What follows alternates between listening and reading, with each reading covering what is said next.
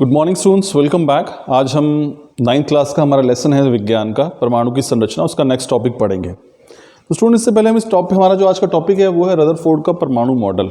इससे पहले वाले लेक्चर में मैंने आपको समझाया था कि किस प्रकार से रदरफोर्ड ने जो है एक प्रयोग किया था अल्फा किरणों के साथ। अल्फा किरणें जो है वो टकराई गई थी सोने की पन्नी के साथ, बहुत बारीक पतली पन्नी थी, उससे अल्फा किरणें जाकर टकराई और उसके बाद जो प्रयोग किया गया उससे निष्कर्ष निकाले गए, कुछ प्रेक्षण किए गए। 3 प्रेक्षण थे और 3 ही निष्कर्ष निकले।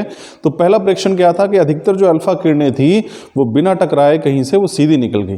तो इससे ये निष्कर्ष निकला कि परमाणु का जो अधिकतर भाग है वो खाली है।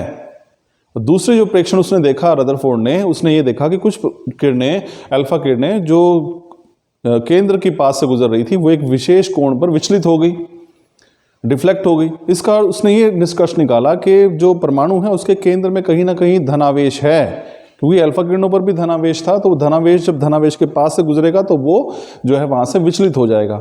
तो इसी ये जो धनावेशित केंद्र था, इसी को बाद में नाभिक जो है इसका नाम दिया गया। ध्यान रखिए स्टूडेंट्स, हम बात करते हैं कि नाभिक, अगर आपसे सवाल पूछा जाए कि नाभिक की खोज किसने की, तो आपका जवाब होगा रदरफोर्ड। रदरफोर्ड ने जो प्रयोग किया उसी में नाभिक की खोज हुई। ये था हमारे पास दूसरा प्रेक्षण। तीसरा प्रेक्षण यह था कि बहुत ही कम अल्फा किरणें, उससे भी कम अल्फा किरणें जो हैं वो टकराकर वापस लौट आई।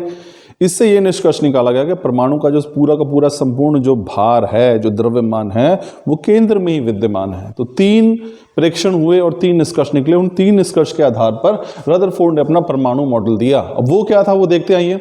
देखिए, उसने कहा कि परमाणु का जो केंद्र है वो धनावेशित होता है, जिसे नाभिक कहते हैं। परमाणु का लगभग संपूर्ण द्रव्यमान उसकी नाभिक में ही होता है। ये मैंने अभी आपको पॉइंट बताया था। जो उसने परमाणु मॉडल दिया, उसने क्या कहा कि जो परमाणु का जो संपूर्ण द्रव्यमान है वो वो क्या है, वो धनावेशित है और वो उसे हम नाभिक कहते हैं, जो केंद्र है, और उसी में संपूर्ण द्रव्यमान जो है वो विद्यमान होता है। दूसरा उसने क्या कहा कि नाभिक के चारों ओर जो है ये निश्चित कक्षाओं में जो इलेक्ट्रॉन है वो लगातार गति करते रहते हैं और परमाणु के आकार की तुलना में नाभिक का आकार जो है बहुत ही कम होता है। तो ये था स्टूडेंट्स रदरफोर्ड का परमाणु मॉडल, कि इसमें बताया गया कि जो केंद्र है वो धनावेशित है और उसको हमने नाभिक कहा, और उस नाभिक जो है उसका साथ संपूर्ण भाग जो केंद्र में विद्यमान है। फिर इलेक्ट्रॉन जो है वो नाभिक के चारों ओर निश्चित कक्षाओं में चक्कर लगाते हैं।